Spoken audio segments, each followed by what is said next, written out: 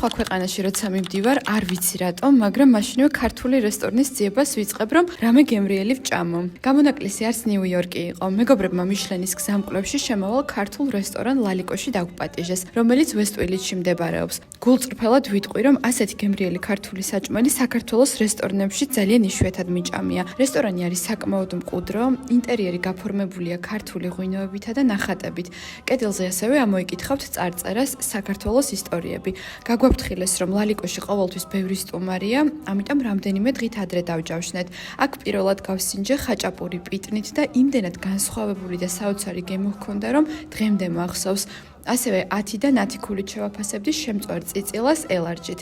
ცოტა ხანში ჩვენი მეგობრები შემოგვიერთდნენ და ასევე საპატიო სტუმარი შირო, ცოტა ქართული ღვინო დავლიეთ, ბევრი ვისაუბრეთ და საბოლოოდ ძალიან სასიამოვნო და საყვარელი ქართული საღამო გამოგვივიდა.